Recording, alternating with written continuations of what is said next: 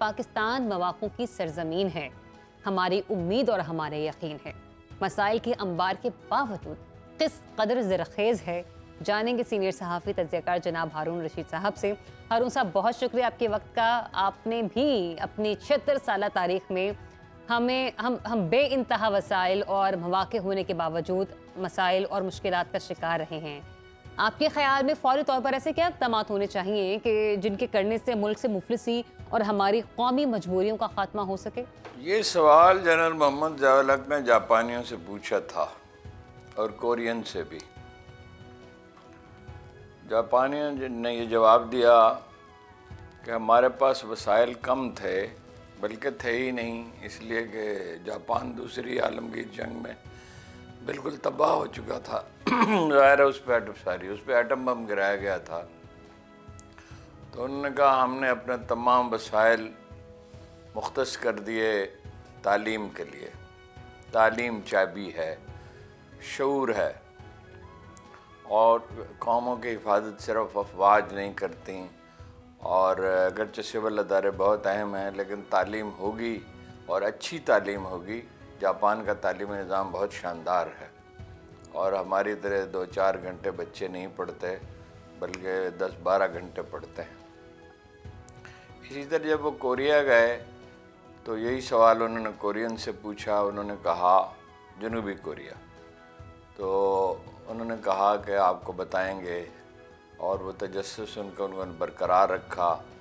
जब वो अपने दौरा इख्तिताम पजीर होने वाला था तो उन्हें ले गए एक जगह पर जिसमें मुख्तलिफ़ ज़बानों के तराजुम हो रहे थे और किताबें छप रही थी। दुनिया भर में जो अच्छी किताबें छपती थी, जो तलबा में शऊर पैदा करें, उनका तनाज़ुर वसी करें, वो बताया कि दुनिया में जहाँ कहीं कोई अच्छी किताब छपती है वो हम यहाँ शाया करते हैं और लोगों तक पहुँचाते हैं। तो दोनों का जवाब एक ही है, तालीम। कुदरती वसाइल हमारे पास ज़्यादा हैं और वो उनको हम ठीक से इस्तेमाल करें, लेकिन असल चीज़ आदमी है। तोप के पीछे बैठा हुआ आदमी निशाना लगाता है, तोप खुद कोई निशाना नहीं लगाती, चाहे कितनी ही मॉडर्न क्यों ना हो और कितनी ही खुदकार क्यों ना हो, आदमियों पे मुनहसर है। उसकी मिसाल ये है कि हमने अपना ज़बरदस्त एटमी प्रोग्राम डेवलप किया है, दुनिया के बेहतरीन जो प्रोग्रामों में से एक है। मिज़ाइल हमने खुद बनाए हैं, बहुत शानदार बनाए हैं। तो तालीम जो है उस पर कोई तवज्जो नहीं। अंडरपास बन रहे हैं, ओवरहेड बन रहे हैं, मोटरवेज़ बन रही हैं। ये जब मोटरवे बनाई गई थी लाहौर इस्लामाबाद, तो लाहौर पिंडी इस्लामाबाद, तो ये दावा किया गया था कि 4-5 इंडस्ट्रियल जोन बनेंगे, नहीं बने। और अब ये जो चीन की मदद से सीपैक से जो सड़कें बनाई गई हैं उसमें भी ताख़ीर की जा रही है।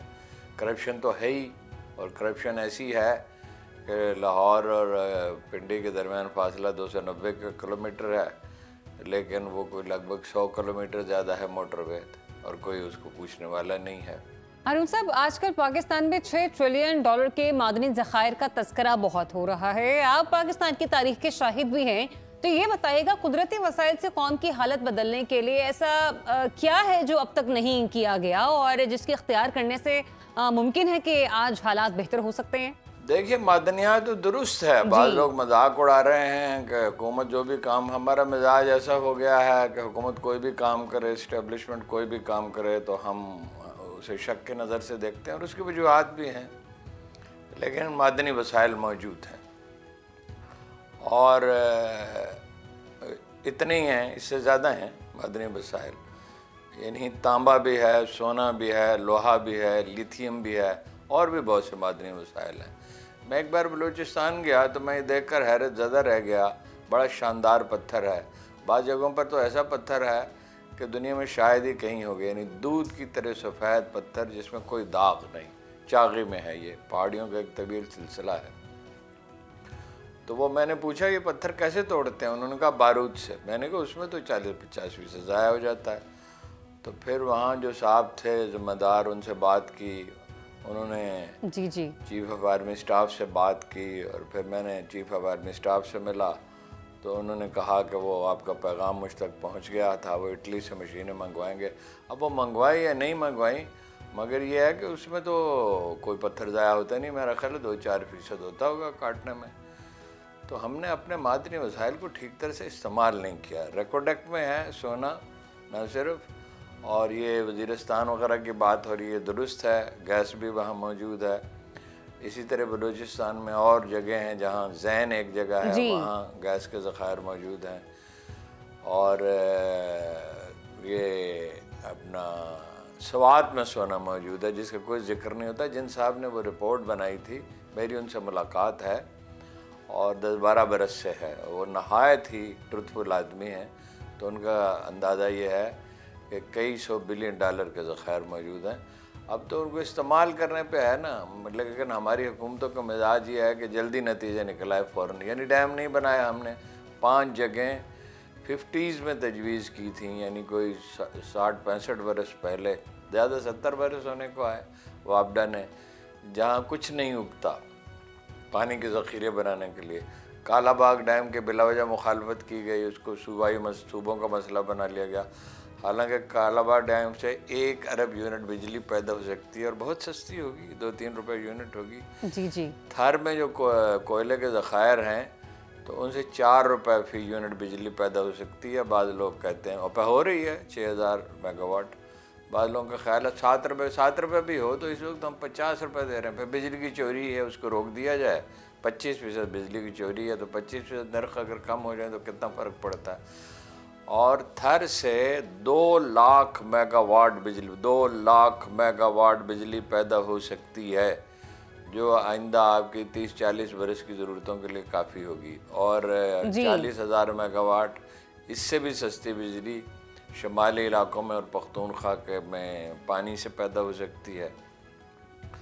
और बहुत से 120 किलोमीटर लंबा कॉरिडोर है जिसमें हवा से बिजली पैदा हो सकती है। ये पिंडी के करीब भी एक इलाका है, मगर ये मुख्तसर सा है वो, वहाँ पे तो, और वो ऐसा इलाका है जो वीरान है, जो जहाँ फसल नहीं उगती है। तो ज़राअत में एक बात मैं भूल गया था कि अब ऐसी टेक्नोलॉजी आ गई है कि सहरा में काश्तकारी मुमकिन है। हारून साहब, आइंदा आने वाले सालों में कोई मुस्तकबिल की होप आपको नजर आ रही है, पॉजिटिविटी की? मायूसियों के अंधेरों में उम्मीद का सूरज तलू होता दिखाई दे रहा है आपको? कि मईशत को जदीद किया जाए, ज़राअत पे तवज्जो दी जाए। या फ़र्ज़ कीजिए चोलिस्तान पे अब इनको सूझा है, ये बात हम मुद्दतों से कह रहे हैं, बरसों से, और हम इसलिए नहीं कह रहे कि हम कोई ज़राअत के एक्सपर्ट हैं। हमारा ज़राअत से क्या वास्ता है? तो ज़राअत के एक्सपर्ट जो हैं उनसे मिलते हैं। अखबार नवीसों के यही काम है, किसी भी फील्ड के जो माहिरीन हैं उनसे मिलते हैं। अब चोलिस्तान के साथ, थर के साथ जो नहरी इलाके हैं और भी ऐसे सहराई इलाके हैं, उनमें पानी के फव्वारे लगाए जाएँ तो 10% पानी इस्तेमाल होता है, 90% बच रहता है और उससे सहरा को आबाद किया जा सकता है। और भी टेक्निक्स हैं खारे पानी को मीठा करने की। तो वो अगर तो आप अपनी तरजीहात दुरुस्त कर लेते हैं, यानी सनत को फ़रोग देते हैं, IT को फ़रोग देते हैं, ज़राअत को जदीद करते हैं, सिविल सर्विस, FBR, पुलिस और अदलिया में इस्लाहात करते हैं।